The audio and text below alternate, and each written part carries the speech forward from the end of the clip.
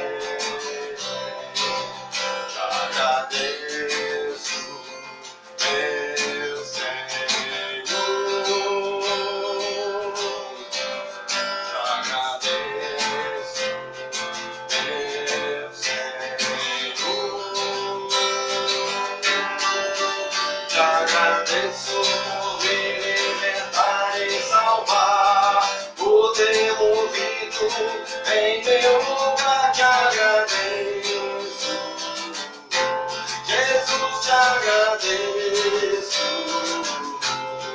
eu te agradeço,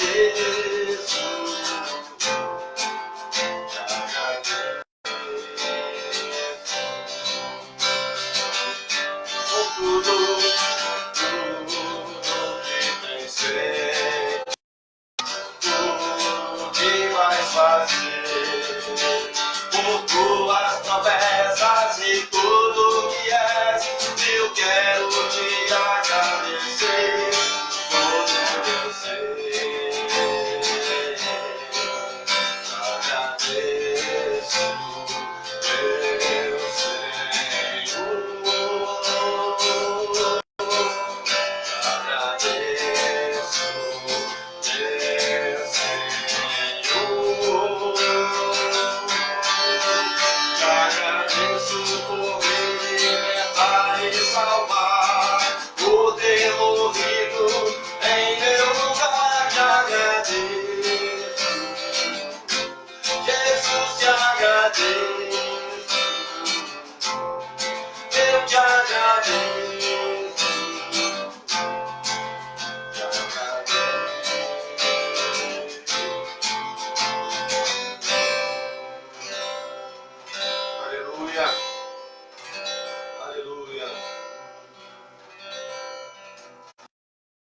agradeço, Deus, pela minha família. Te agradeço pela minha casa, Senhor. Te agradeço pelos meus filhos. Te agradeço, Pai, por tudo que tens feito, Senhor. Por tudo que vais fazer, Deus. Te agradeço por me libertar e salvar, por ter morrido em meu lugar. Te agradeço, Jesus, te agradeço, eu te agradeço.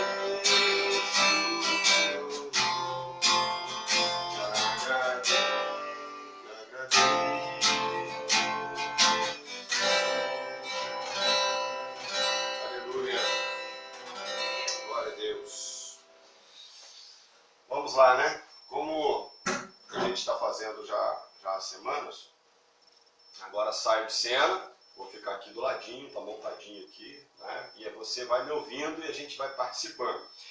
As perguntas, você vai fazendo as perguntas, que a Andréia está aqui, é minha itinerante, 24 horas por dia, e tem ajudado e somado muito nesse ministério, nesse trabalho em casa também. Então passa a tua dúvida, passa via mensagem mesmo aí na live, e a gente vai respondendo ou no decorrer da aula ou na semana que vem, tá bom? Vamos então à aula, abra teu coração, deixa o Espírito Santo te tratar. Nós estamos sendo ministrados como igreja, como indivíduos e como igreja também, tá bom? Vamos lá.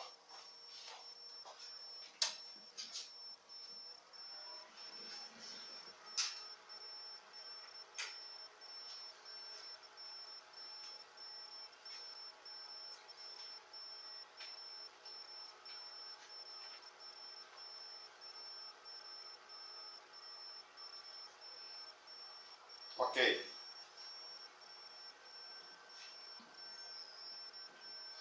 Então, segundo a nossa proposta, a gente continua aqui falando um pouquinho mais sobre esta característica apostólica de Paulo, que ele adquiriu do próprio Senhor Jesus, e que todo ministro, que todo líder, todo pastor, todo para as igrejas que trabalham com presbitério, todo presbítero, todo diácono, todo evangelista e todo crente deve adotar: ser mordomo no reino de Deus. E o mordomo nada mais é do que aquela pessoa que serve, que cuida dos interesses do seu Senhor. Como também de costume, nós vamos ler no capítulo 2 de Tessalonicenses, de 1 Tessalonicenses. São 20 versículos só, então é uma leitura gostosa. Para você que ainda não fez a sua leitura da semana, você acompanha conosco aqui.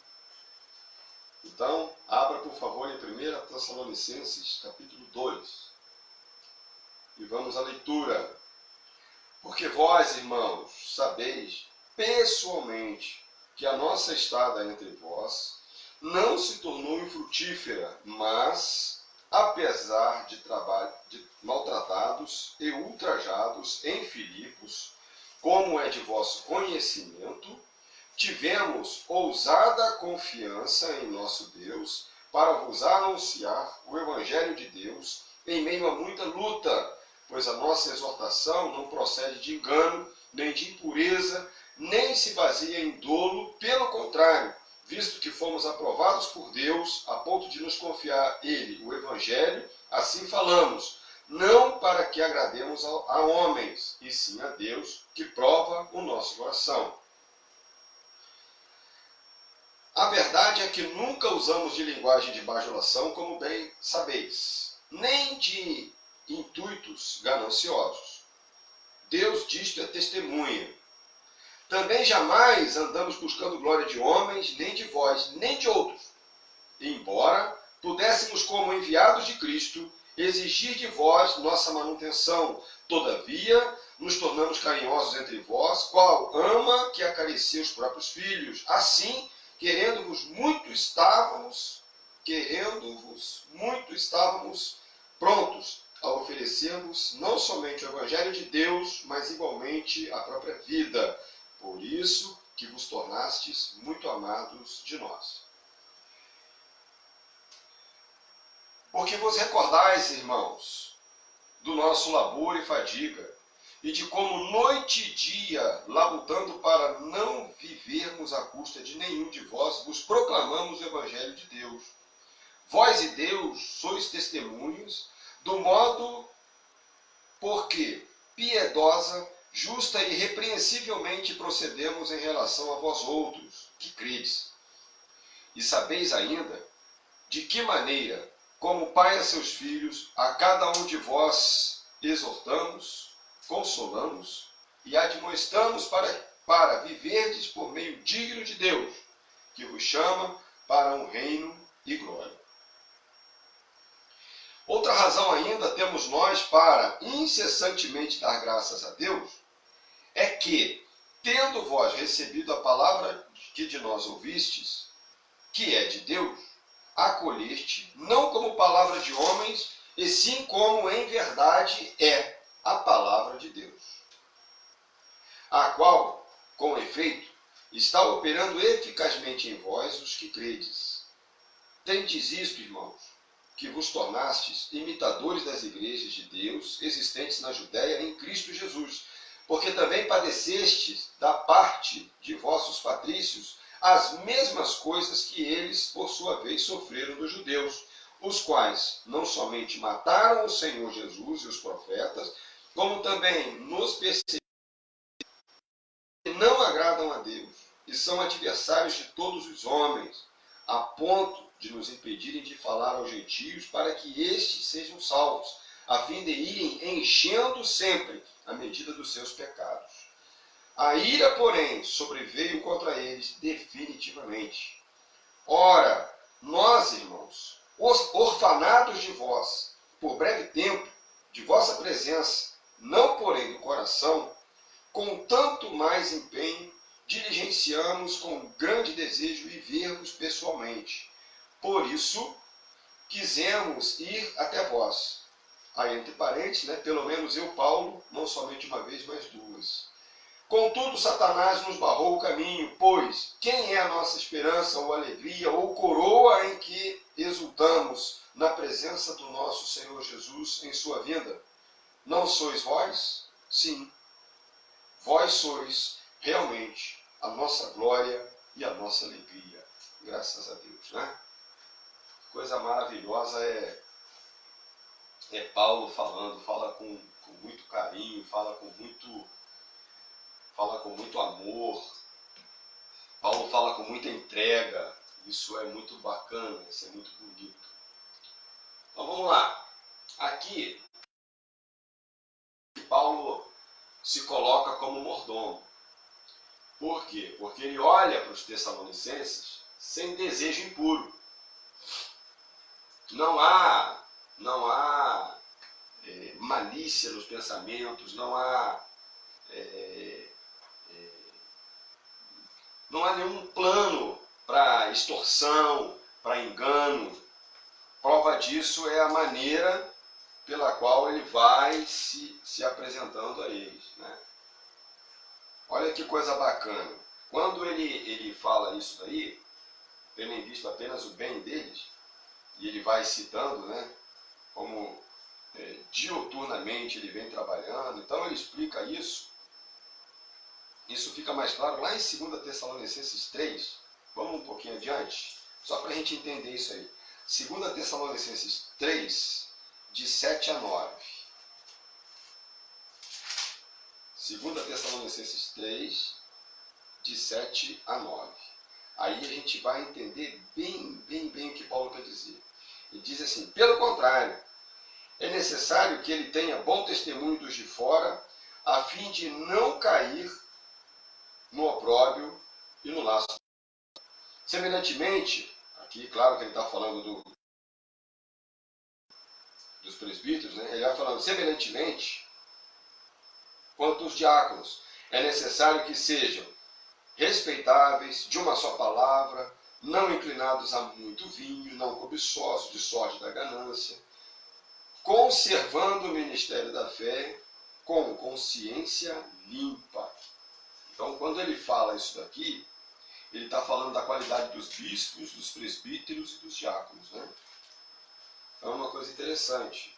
Isso explica bem o que ele quis dizer. Porque ele não pediu qualquer contribuição financeira para os tessalonicenses. Ao contrário, sobrevivia com o que ganhava e com o que os filipenses haviam enviado para ele. Isso aí a gente viu quando a gente estudou Filipenses. A oferta dos filipenses supriu Paulo por um bom tempo, de modo que os motivos que ele tinha não poderiam ser questionados. Pelo contrário, é ele que questionava falsos mestres, aqueles que buscavam sempre o dinheiro, né? Quando ele diz que recebeu o Evangelho de Deus. E as boas novas de Deus, proclamadas por Paulo, incluíam algumas verdades que contrapunham todos esses falsos mestres. Por exemplo, a autoridade e a velocidade da Escritura, Paulo fala sobre isso. Paulo fala pregou para os Tessalonicenses a divindade de Cristo. Paulo falou contra a pecaminosidade da raça humana, falou da morte e ressurreição de Cristo, falou da salvação da pessoa pela graça e por meio da fé. Então ele foi contrastando todos aqueles que tinham uma mensagem enganosa e vinham com dolo no coração. Vinham com uma mensagem de engano, vinham com uma mensagem de encantamento, uma mensagem que acaba que aprisiona as pessoas. E não se trata só de erudição, nem de uma boa oratória. Era engano mesmo, e Paulo veio combatendo isso. Então, no que diz respeito ao método que Paulo usava, não tinha plano de iludir. Né? Os seus inimigos tinham ciúme e acusavam de heresia, mas ele pregou a verdade. E vinha embasado não só pela palavra que pregava, mas como ele mesmo diz, pelo poder do Evangelho no Espírito Santo. Que o Evangelho não se apresenta apenas em meras palavras, ele se apresenta a cada um de nós também em poder. Poder. Poder para a salvação de todo aquele que crê. Então, para o apóstolo, o ministério era a mordomia sagrada. Ele era um mordomo aprovado por Deus, a ponto de Deus confiar a ele o Evangelho. Né? Isso fica claro aí. O Evangelho foi confiado a ele. Tá? Então, ele fala lá no versículo 5, ó, a verdade é que nunca usamos de linguagem de bajulação, porque se usava. Muita bajulação, é uma coisa, até nos dias de hoje a gente vê isso, se for fazer uma aplicação pessoal. E diz ainda que Deus disso é testemunha.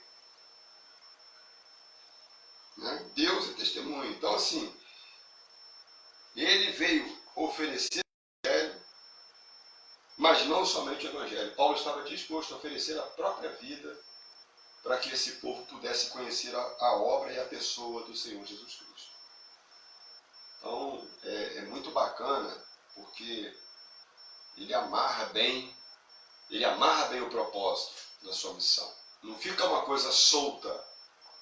Não é algo solto, é algo bem claro. O Evangelho ele é pregado com toda a clareza, lisura,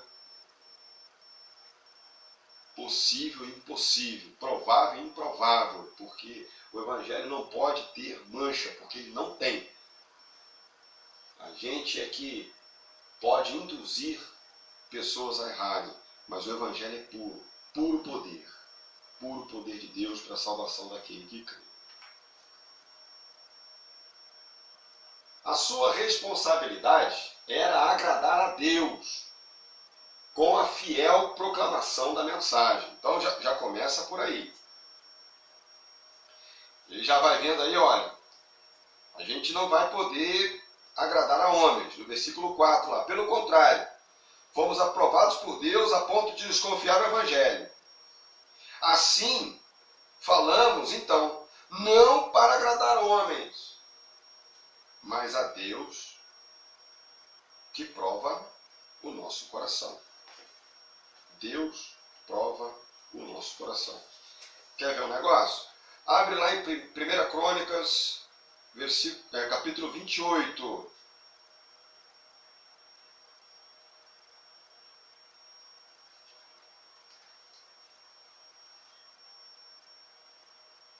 Primeira Crônicas 28.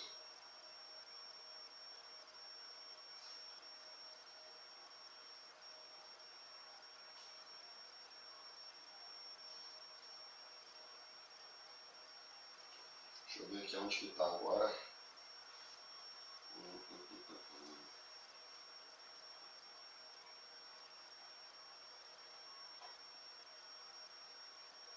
Primeira Crônicas 28. Versículo 9.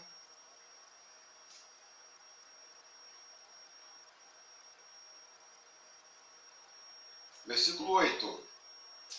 Agora, pois, perante todo Israel, a congregação do Senhor, e perante o nosso Deus, que me ouve, eu vos digo: guardai todos os mandamentos do Senhor vosso Deus, e empenhai-vos por eles, para que possuais esta boa terra, e deixais como herança a vossos filhos para sempre. Tu, porém, meu filho Salomão, isso aqui, rei Davi, proclamando e decretando: conhece o Deus do teu pai, serve-o de coração íntegro, de alma voluntária, porque o Senhor esquadrinha todos os corações e penetra todos os desígnios do pensamento. Se o buscares, ele deixará achar-se por ti. Se o deixares, também ele te rejeitará para sempre. Então interessa para Paulo, como precisa interessar para cada um de nós, o servir a Deus com alegria, com retidão, com coração voluntário e buscar ao Senhor. Não preocupados em agradar homens. Isso é uma coisa que há pecado instalado. E a liderança, ela teme determinadas pregações, determinados sermões que vão de encontro àquele pecado, que vão de encontro àquela prática maldita, aquele peso no corpo, aquele arraste no corpo, para não perderem membros, para não perderem dízimos. E isso é muito triste. E eu saibam que não é essa a nossa preocupação. Não é essa a nossa preocupação. A gente tem vivido com muito empenho, com muito esforço no Senhor, que tem nos suprido, que tem nos capacitado, guardado em tudo,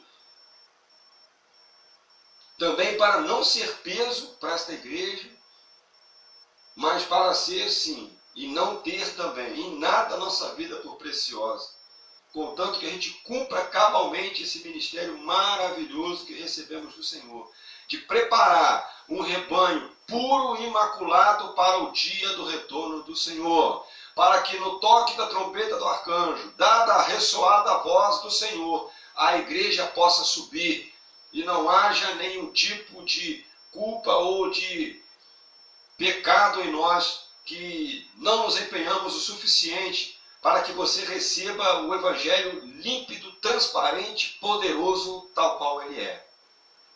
Então nós não estamos preocupados com o número, óbvio, que vamos trabalhar para que haja crescimento no reino, mas nós não vamos permitir um crescimento de corpo com feridas. Então a proposta de Paulo para os Tessalonicenses é a mesma proposta para a igreja. Esse senso de paternidade que Paulo passa para os Tessalonicenses é o mesmo senso de paternidade bíblica que a gente assume diante da igreja. De servir aos irmãos com toda a integridade, com toda a lisura e com toda a nossa força, e até, se possível, com a nossa vida. E eu não falo isso de boca para fora, meus irmãos. O Senhor tem nos provado E nós temos, pela graça misericordiosa do Senhor, respondido.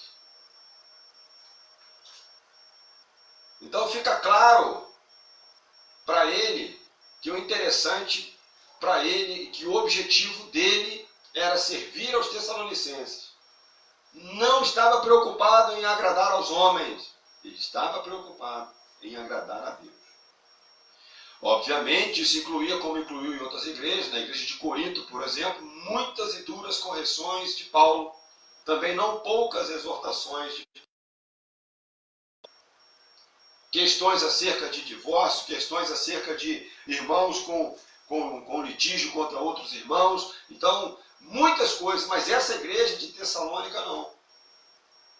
Está aí uma igreja saudável, está aí uma igreja exemplar, está aí uma igreja que é exemplo a ser seguido, até pelos dias de hoje. Eu falei na aula passada, ainda que com distanciamento temporal que nós temos para essa igreja, mas pela palavra do Senhor que está límpida e poderosa diante de nós, nós podemos sim ser uma igreja santa a tal nível.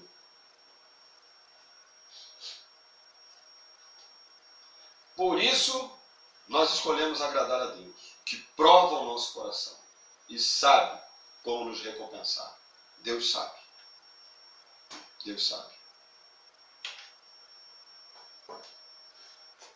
Ainda falando de mordomia, Paulo, ao falar de mordomia,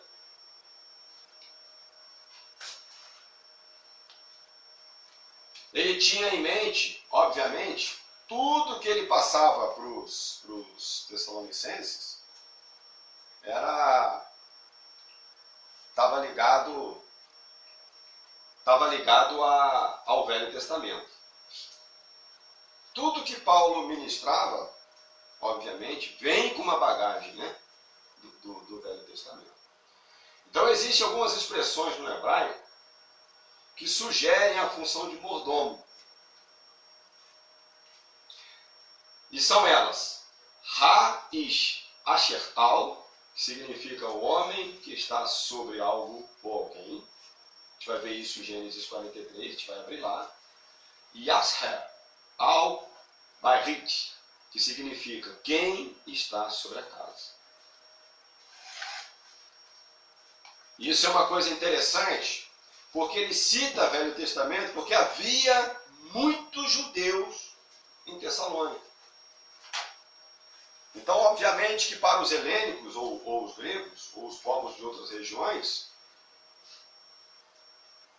não era tão contrastante, porque eram muitas filosofias e falsos ensinos. Então, Paulo entra com uma verdade que é absoluta no meio disso tudo, ele vem defendendo isso com a vida, coisa que nenhum dos falsos mestres fazia. Então, havia crédito entre os helênicos e outros povos por isso, porque era uma defesa cuja vida estava disposto a empenhar a vida naquilo, e isso foi provado porque mesmo lá em Tessalônica ele sofreu bastante ataque, bastante perseguição. A gente vê isso aí em Atos, a gente vai ver um pouquinho mais à frente.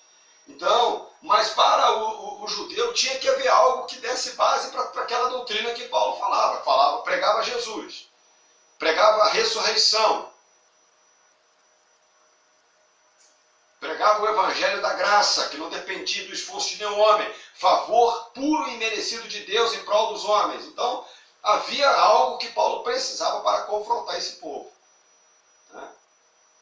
Então, ele usa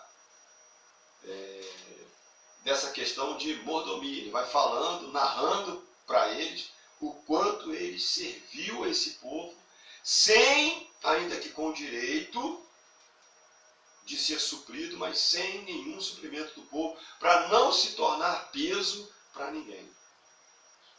Não se tornar peso para ninguém. Isso é algo que contrasta muito com o que nós vemos no dia de hoje. Sou completamente a favor, porque digo-lhe obreiro do seu salário, você está lá em 1 Timóteo, ou 2 Timóteo, agora não me lembro, e ainda vai dizer um pouco mais adiante, que digo de redobrados honorários são aqueles que se fadigam pela palavra, ou seja, completamente lícito.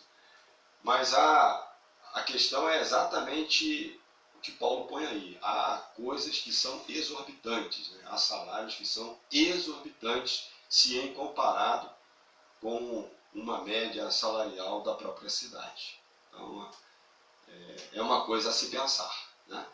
É uma coisa a se pensar. Só um minuto, meus irmãos, por favor.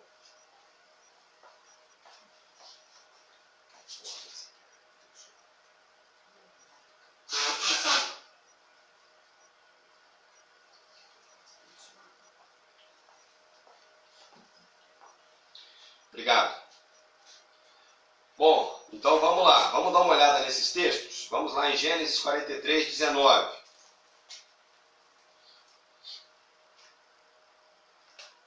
Abre aí, por favor, em Gênesis 43, 19.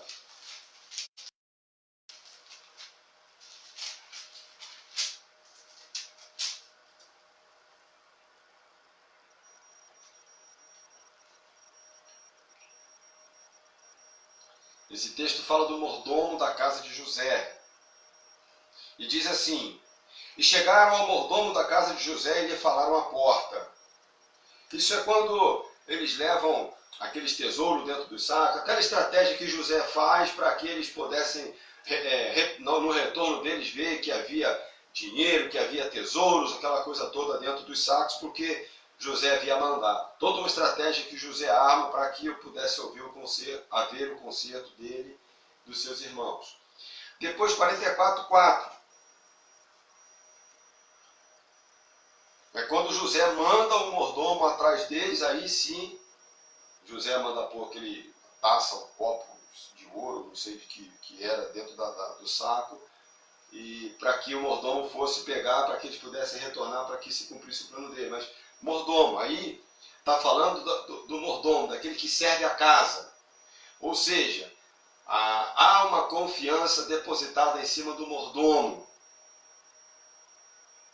José, o próprio José, foi mordomo. Então, você vê essas outras duas citações sobre a função. A gente tem Neemias e tem José. Vamos primeiro em José, já que a gente está em Gênesis. Gênesis 39, de 1 a 6. Diz assim: José foi levado ao Egito, oficial de Faraó, comandante da guarda egípcio, comprou dos israelitas que o tinham levado para lá. O Senhor era com José, que veio a ser homem próspero e estava na casa do seu senhor egípcio.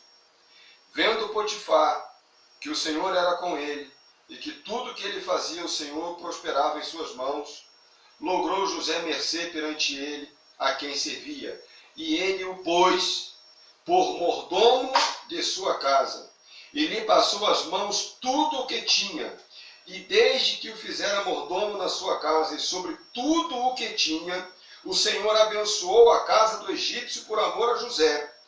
A bênção do Senhor estava sobre tudo o que tinha, tanto em casa quanto no campo. Potifar tudo o que tinha, confiou às mãos de José, de maneira que, tendo-o por mordomo, de nada sabia além do pão que se alimentava. José era formoso, de porte e de aparência. Olha que coisa bacana, ele confiou tanto. Então, o mordomo é aquele que recebe uma responsabilidade tamanha que o Senhor não precisava saber de absolutamente nada, a não ser do pão que ele comia. Porque tudo lhe era muito próspero, porque o mordomo estava empenhado com a própria vida em fazer o melhor para o seu Senhor. Esse conceito de mordomia é um conceito que está meio quebrado no meio. Na koinonia é chamado de koinonikós. É estar junto, servir, fazer por. Então, é algo assim maravilhoso e a igreja não pode perder isso. Note que se a gente for fazer uma aplicação, então a mordomia pastoral ela não fica só no âmbito preparação de estudo de sermão aos domingos. É claro que pastor não é escravo nem empregado do rebanho. Ok? Mas o termo mordomia aplica muitas coisas. E muito atento às necessidades. Se é uma necessidade primária, então o sacerdote precisa sim se apresentar. Precisa ir. Sai-se de cena. Sai-se de cena. Ok? Então esse conceito de mordomia precisa ser mais trabalhado, mais observado. Porque o Senhor Jesus foi mordomo a ponto de lavar pés. A ponto de lavar pés. O outro é Neemias. Vamos abrir lá em Neemias.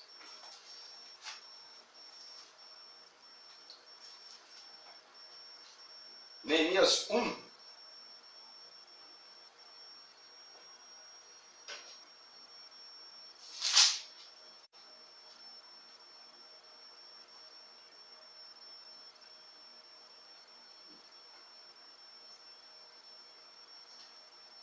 Aqui é o pedido de Neemias. Vamos lá. Ah, Senhor,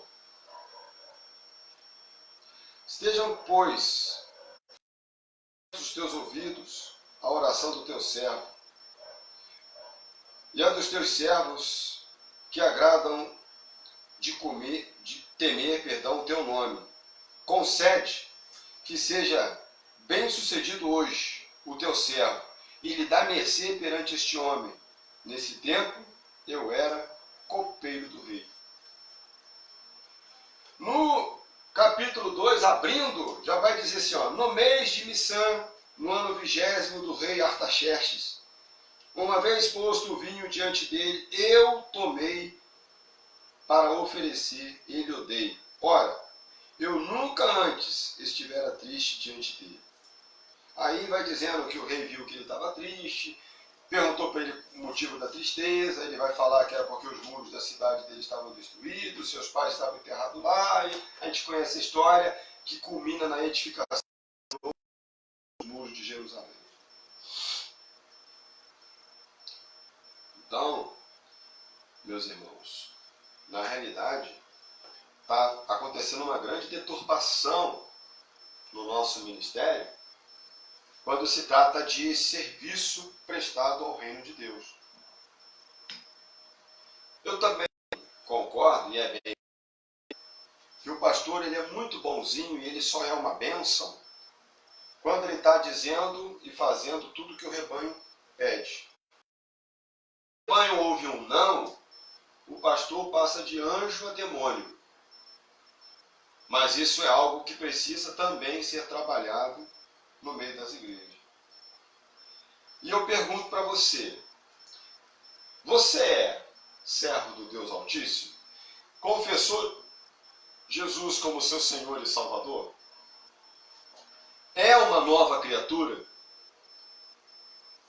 Você continuaria amando o teu pastor ainda que ele dissesse, olha, não quero que seja feito assim, por favor, vamos esperar, não vamos fazer agora. Você continua amando? Continua com a mesma coração? Continuaria com a mesma satisfação de servir ao pastor como ele te serve?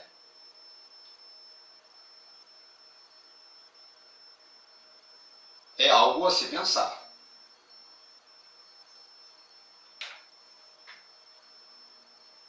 Ainda em mordomia. O mordomo tem que agradar, obviamente, a pessoa que lhe paga o salário. Mas no Evangelho há uma grande confusão quanto a isso, porque muitas igrejas, por exemplo, ditam a maneira segundo a qual elas entendem que devem ser pastoreadas. Traçam perfis profissionais baseados em currículos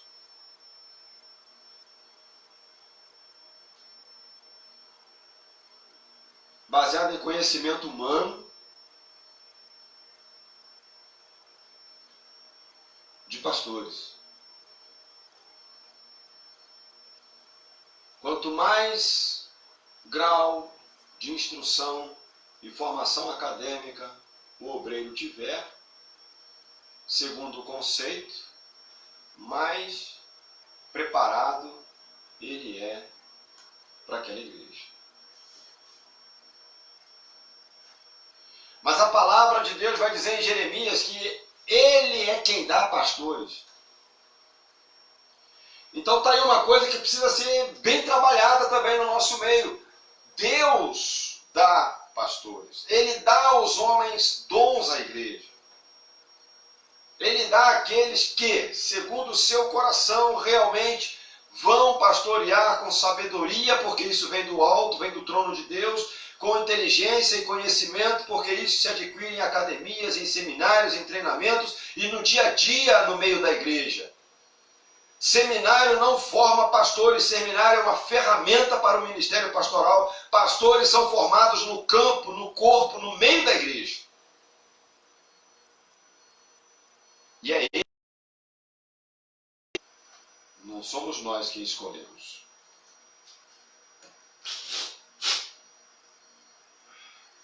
Ele é quem dá.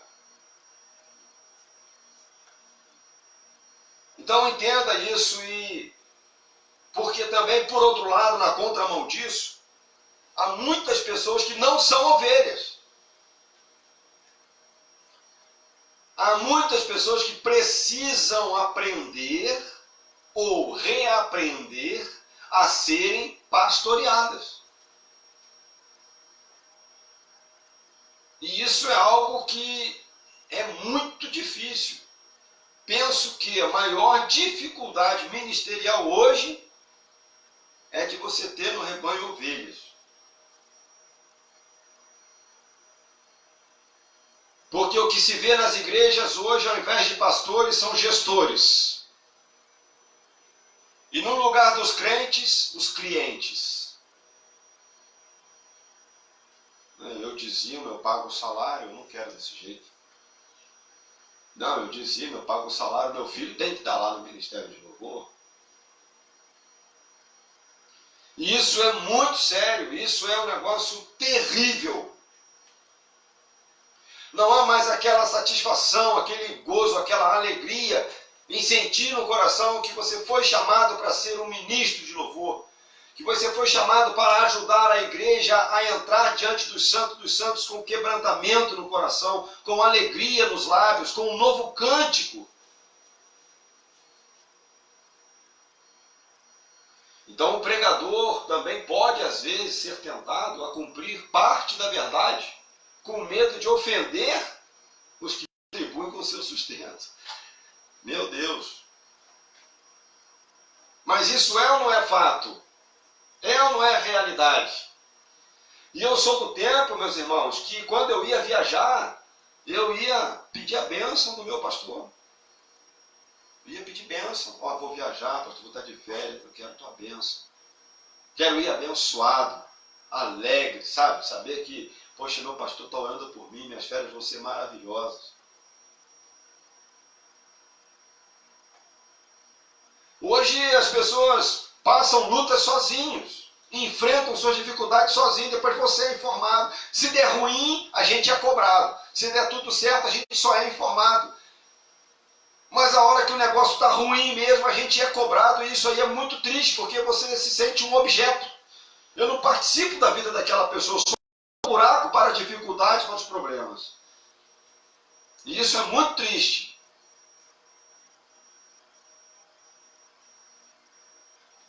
E não é essa a nossa proposta. A gente não quer ser tapa-buraco. A gente não quer ser socorrista de plantão. A gente quer te pastorear. Isso envolve sentarmos na sala da tua casa, da minha. Sentarmos na cozinha da tua casa, na minha. Ai, pastor, minha casa é muito simples, mas, meu irmão, é o que Deus te deu e Ele vai te dar uma melhor. Ou vai te permitir uma grande reforma, você vai deixá-la mais bonita, mas é tua casa. Você não tem que se vergonhar dela. Sabe? Você não tem que se vergonhar dela. Minha casa também é uma casa humilde. Mas você quer ver algo que me deixa extremamente feliz? É ter visita na minha casa, e principalmente se estiver sentado à mesa comendo. Fui formado assim, aprendi assim, vejo no Evangelho assim, vejo em Atos 2, perseveravam na doutrina dos apóstolos, que é a essência, na comunhão, que é outra essência, no partir do pão, que é outra essência, e nas orações. São pilares.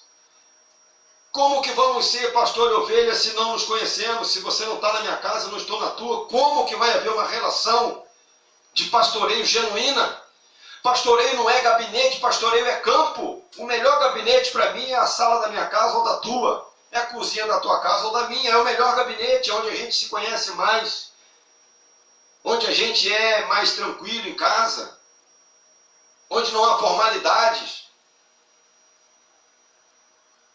Entende isso? Essa é a nossa proposta, é a nossa formação. Não dá para ser diferente. Paga-se um preço alto, por isso paga-se. Paga-se porque é um modelo tido no nosso meio como um modelo falido. O modelo hoje é você sentar no gabinete com toda a formalidade que o gabinete traz, com toda aquela seriedade formal, pastoral, que para mim também tem um pouco de máscara nisso. E é preciso falar nisso sem tabus, sem ficar aí com medinhos, sem tabus. Eu falo disso abertamente. Eu vivo isso. Isso não é tabu. E eu vejo isso na vida de Paulo. Paulo falando aos Tessalonicenses como um pai está orfanado de filhos. Poxa, isso era muita intimidade com eles. Isso não era formalidade.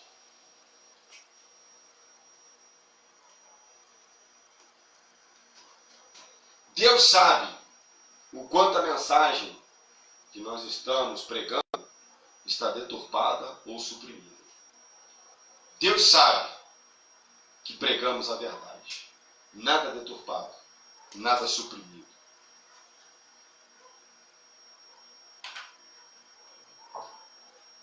Fechando aí um pouquinho agora essa questão de mordomia.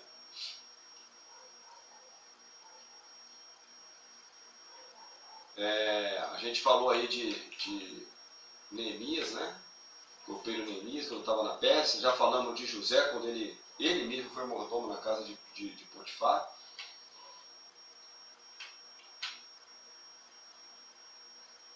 E agora Paulo se apresenta como apóstolo de Cristo. Então ele havia sido separado de modo forçado dos seus filhos espirituais. Olha que coisa interessante isso daí.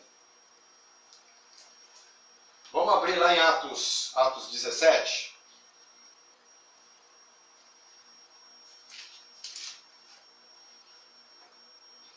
Do versículo 5 ao versículo 9. É quando ele vai para Tessalônica, né? Ou seja, eles são libertos da prisão, tem a conversão do carcereiro, são libertos da prisão, eles vão para Tessalônica. Vão para Tessalônica. Lá procuram uma sinagoga, Paulo e Silas, como era de costume, e vão pregar. Versículo 5. Os judeus, porém, motivados pela inveja, trazendo consigo alguns homens maus dentre a malandragem, ajuntando a turba, alvoroçaram a cidade. E assaltando a casa de Jason, procuraram trazê-los para o meio do povo. Porém, não os encontrando, arrastaram Jason e alguns irmãos perante as autoridades, clamando: estes que têm transtornado o mundo, chegaram também aqui. Então, olha só, a multidão entrou lá para pegar Paulo e Silas. Hoje, seria mais ou menos uma turba mesmo para ir, e o termo que a gente usa hoje era para madeirar Paulo e Silas. Ainda assim, ou seja, ele foi forçado então a sair dali, Depois dessa pregação, ele vai para Atenas, né? Depois que acontece esse barulho, ele vai para Atenas. E assim, em Atos 17 vai falando, uma pregação maravilhosa aos atenienses. Né? Mas imagine, então ele fala sobre isso com muita tranquilidade. Com muita tranquilidade, porque ele foi separado dos filhos espirituais. Ou seja, o instinto paterno de Paulo, olha o verso 11. E sabeis ainda de que maneira, como pai a seus filhos, a cada um de vós exortamos, consolamos, admoestamos para viverdes de modo digno de Deus, que vos chama para seu reino e glória. Então, olha a paternidade bíblica se cumprindo aí na vida de Paulo.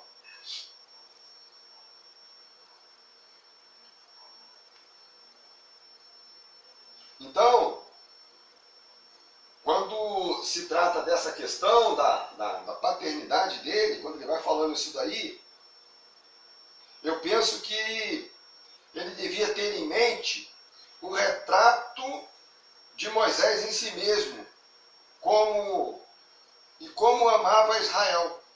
Isso está lá em Números 11, 12. Ele usou a mesma figura terna com os coríntios, em 2 Coríntios 12, 14 e 15. Com os Gálatas, em Gálatas 4, 19. A afeição de Paulo pelos Tessalonicenses era semelhante ao sentimento de uma mãe disposta a sacrificar a própria vida pelos seus filhos. Assim como Cristo, que se dispôs a entregar a própria vida por cada um de nós. Isso tornou Paulo como que um pai daquele povo. Isso é muito importante. A paternidade bíblica, ela existe, ela é real e ela se cumpre nos ministérios. Ela cumpre inclusive no ministério pastoral, que segundo Timóteo, o pastor deve tratar aos mais velhos como quem trata os próprios pais, os da mesma idade como quem trata os próprios irmãos, e os mais jovens como quem trata os próprios filhos. E a grande luta da nossa proposta pastoral, e penso que também poderia ser a de Paulo, era não permitir uma confusão entre essa paternidade e a autoridade. Nós precisamos ser amigos, mas eu não vou deixar a amizade estar no mesmo nível da autoridade pastoral. Se a gente perceber que está havendo uma confusão, com certeza a gente vai te admoestar para que você entenda, para que quando o pastor fale, você não entenda que é um amigo ou vice-versa. Mas precisamos estar próximos. A gente sabe discernir a hora de falar e a hora de ficar calado. A hora de obedecer. E isso se desenvolve no relacionamento. Em estar junto. Então os Tessalonicenses haviam ficado órfãos pela partida forçada de Paulo. Mas ele fala com carinho, com apreço. No versículo 11, como quem fala aos próprios filhos. Isso aí é muito bonito. É muito lindo. Então entendam isso.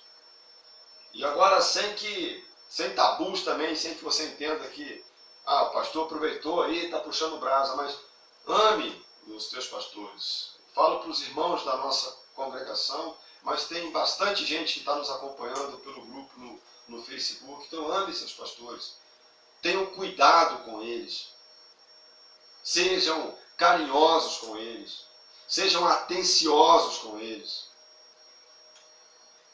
Sejam liberais para com eles.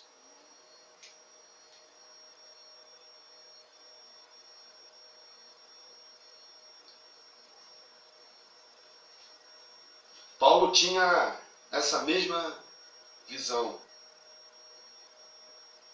de verdadeiramente cuidar deles como o pai cuida de um filho, como o pai daria pelo filho a sua própria vida. Então, paternidade bíblica é algo muito sério. O apóstolo fala de estar orfanado, no sentido geográfico, porque estava distante. Porém, o coração estava fisicamente com os Tessalonicenses. Quantos crentes, ovelhas, estão fisicamente na igreja, nas congregações, mas o coração está distante daquele propósito. O coração está distante da visão do pastor, o coração está distante do próprio pastor.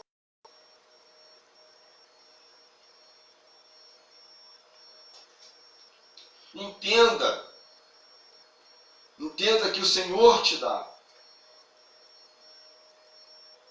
pastores que segundo o seu coração, que vão te apacentar, que vão cuidar de você, que vão te ajudar a crescer, que querem ver você brilhar mais e mais e a tua luz iluminar mais e mais pessoas. Quanto mais pessoas a tua luz, o teu crescimento espiritual atingir, mais bem sucedido é o pastor.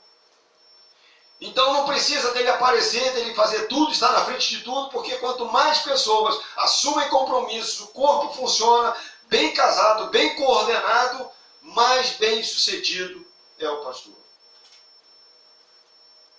E nós vamos lutar muito para isso. Muito para isso. Não para que haja uma dependência de homens, mas para que haja uma dependência ministerial, que você dependa de Deus na pessoa do teu pastor.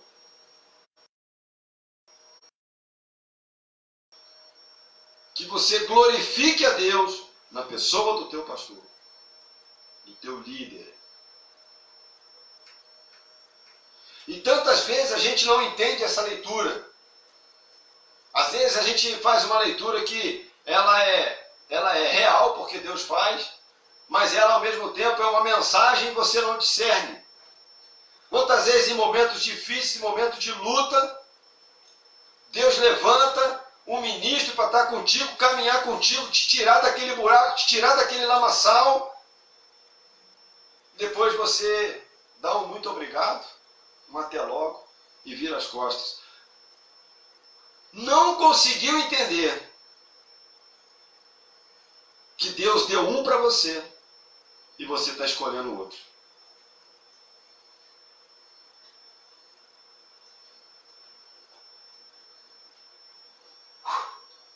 Meu Deus. E a alegria é tanta que ele chega ao ponto de fechar dizendo para os Tessalonicenses que eles eram a sua coroa de glória. É exatamente o que a gente está falando. Meu irmão, se o teu relacionamento conjugal, a partir do investimento do teu pastor, da tua liderança, melhorar, e vocês melhorarem a coroa, ou seja, o currículo, o troféu, é a boa vivência de vocês. Isso é uma vitória.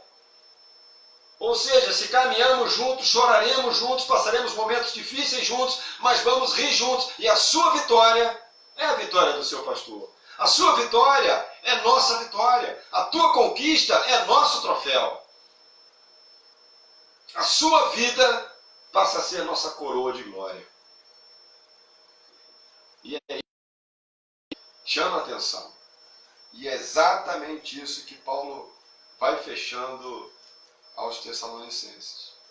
Como filhos, vos exortamos, consolamos, admoestamos, para viverdes por modo digno de Deus, que vos chama para o seu reino e sua glória. Não é lindo isso? Então é o fechamento do capítulo 2. E assim a gente encerra então o capítulo 2 de 1 Tessalonicenses. Na semana que vem a gente já inicia o capítulo 3, em nome de Jesus. Fechando no capítulo 5, a gente começa em 2 Tessalonicenses.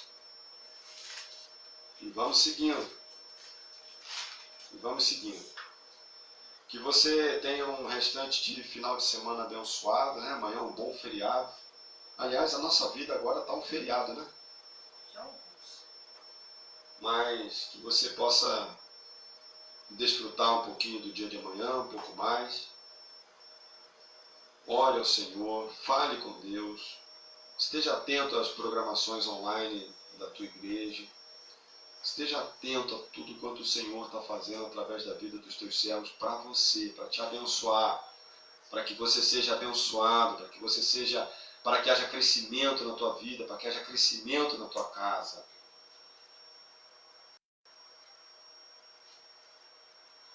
E mais uma vez eu deixo um aviso. Domingo nós estaremos lá na igreja, né? Arnaldo Silva Duarte, número 100, bairro Mirante das Agulhas, Resende, estado do Rio. Ouça e visualize o culto conosco. Vamos começar às 19 horas.